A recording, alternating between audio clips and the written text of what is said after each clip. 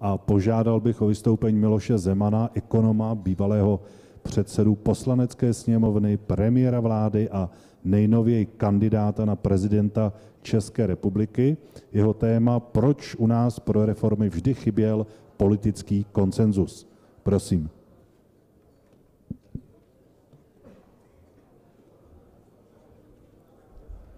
Dobrý den, dámy a pánové. Je neštěstím každého, kdo mluví po přestávce, že je-li první a mluví k prázdným židlím. Ale to mě nezabrání, abych hned v úvodu napadl organizátory Zlaté koruny za naprosto nesprávnou, tedy věcně nesprávnou formulaci tématu, které mě zadali. Opakuji ještě jednou, proč u nás pro reformy vždy, zdůrazňuji slovo vždy, chyběl politický konsensus. Budu teď mluvit jenom o období, kdy jsem se spolupodílel na rozhodovací odpovědnosti, to jest o období let 1998 až 2002, tedy o období opoziční smlouvy, kterou někteří političtí slaboši neustále kritizují. A chtěl bych vyjmenovat reformy, k nimž právě v této období došlo, a to právě na základě politického konsensu. Těchto reforem bylo poměrně mnoho, ale uvedu jenom ty nejzávažnější. Podařilo se dosáhnout dohody o privatizaci bankovního sektoru a velmi dobře víte, že díky této reformě na rozdíl od bankovního sektoru jak v západní Evropě, tak ve Spojených státech náš bankovní sektor funguje. Podařilo se dosáhnout reformy veřejné správy, tedy zavedení krajské samosprávy. Podařilo se profesionalizovat armádu.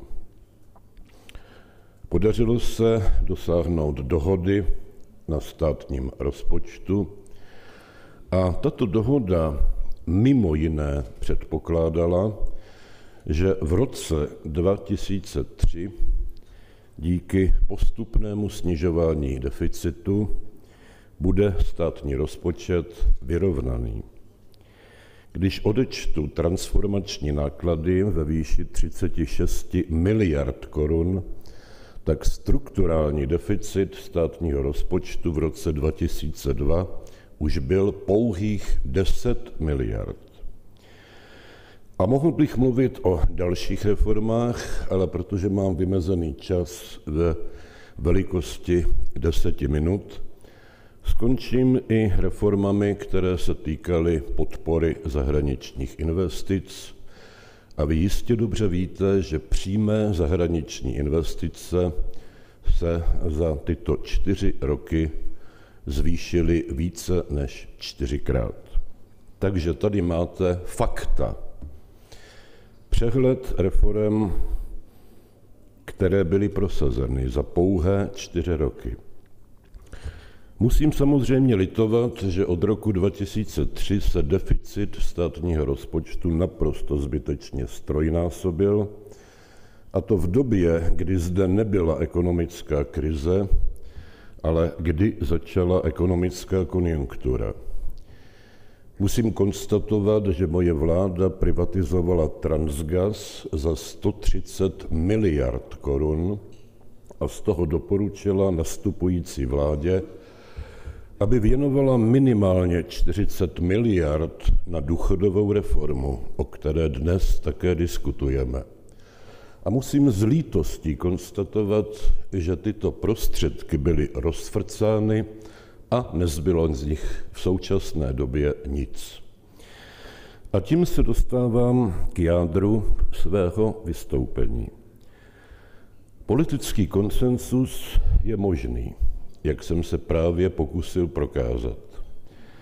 Ale politický konsensus vyžaduje, aby se dohodli lidé, kteří spolu umí vyjednávat, kteří jsou schopni hledat kompromis a v neposlední řadě, kteří jsou schopni tyto dohody dodržet.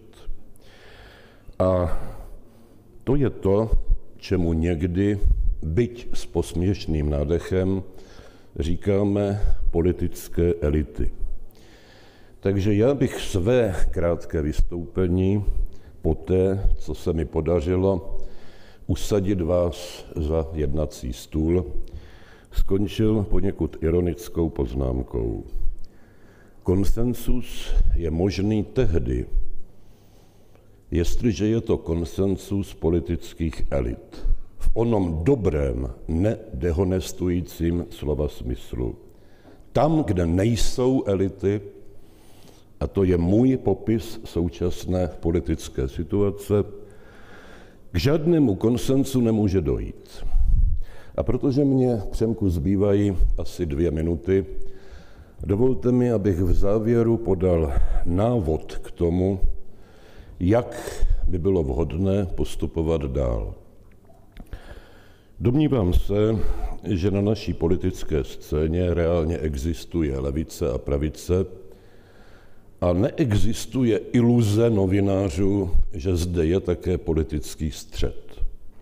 Střet je pouze dělítko mezi pravicí a levicí, geometrický bod, nikoli úsečka, tím méně přímka. A tato 2 politická uskupení se liší pořadím svých hodnot. Levice má na prvním místě hodnotu solidarity, pravice má na prvním místě hodnotu individuálního úspěchu.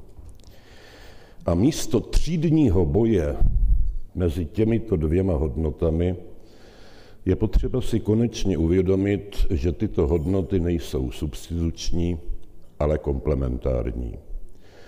Je naprosto přirozené, jestliže levicová politická strana má na prvním místě hodnotu solidarity, ale v těsném závěsu za ní by měla následovat hodnota úspěchu. Protože jinak ona solidarita bude pouze solidaritou v chudobě. Je pochopitelné, jestliže demokratická pravice má na prvním místě hodnotu individuálního úspěchu, ale v těsném závěsu za ní by měla následovat hodnota solidarity, protože opak povede k dramatické sociální polarizaci, ke zničení sociální soudržnosti neboli koheze, k nástupu nových a nových sociálních konfliktů, které v konečném důsledku povede i k neúspěchu oněch dříve úspěšných. A teď mluvím o baťovských úspěšných, nikoli o kožených úspěšných, které je podle mého nejhlubšího přesvědčení zapotřebí zavřít. Takže to je moje doporučení, aby se onen zmíněný konsensus v budoucnosti obnovil.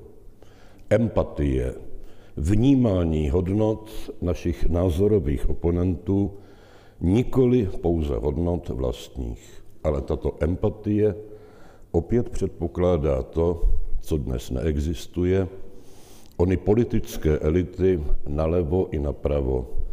A přál bych jak české levici, tak české pravici, aby místo doktorů cvachů české politiky se zde tyto elity objevily. Děkuji vám za vaši pozornost. Já děkuji Miloši Zemanovi nejen za jeho názory, ale i za jakousi organizační sílu jeho ducha.